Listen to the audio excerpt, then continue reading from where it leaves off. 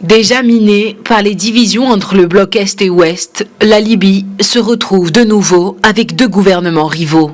Ce mardi, la Chambre des représentants à Tobruk, dans l'est de la Libye, a approuvé la mise en place d'un nouvel exécutif avec à sa tête l'ex-ministre de l'Intérieur, Fethi Bachagha. Le nouveau chef du gouvernement a remporté le vote de confiance en obtenant 92 voix sur les 101 députés présents. La nouvelle liste gouvernementale est composée de 29 ministres, 3 vice-premiers ministres et 6 ministres d'État. La Chambre des représentants s'est réunie ce mardi sous la présidence du conseiller Aguila Saleh. Avec 101 députés présents, cette séance a été consacrée à l'examen de la formation du gouvernement de Fethi Bachagha.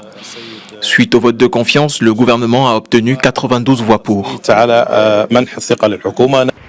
Suite au vote de confiance accordé au gouvernement de Fethi Bachagha, dans la capitale, Abdelhamid Dbeiba, toujours reconnu par l'ONU, a réitéré son intention de céder le pouvoir qu'à un gouvernement sorti des urnes.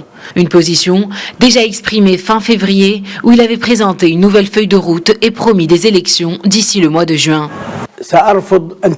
Je l'ai dit auparavant et je le redis à nouveau avec sincérité. Le plus grand accomplissement que je puisse réaliser dans ma vie est de céder le pouvoir à travers des élections. Je n'accepterai en aucun cas de le céder au chaos.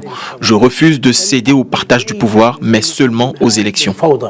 Les différences sur les législations électorales et le rôle de la justice dans les contentieux électoraux empêchent la Libye d'organiser le double scrutin législatif et présidentiel qui pourrait réunir le pays. Alors que la Libye reste sous la menace d'un nouvel embrasement après 7 ans de guerre civile, la prestation de serment de la nouvelle équipe gouvernementale est prévue ce jeudi.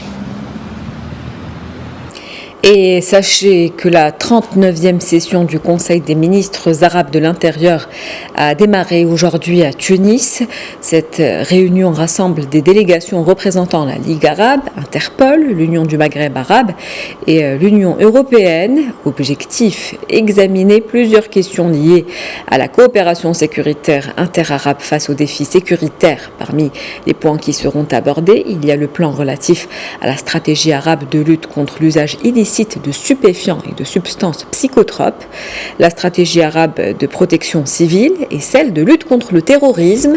Les ministres arabes se pencheront aussi sur l'examen de la question de création d'un bureau arabe en charge de sécurité cybernétique et de lutte contre les crimes informatiques.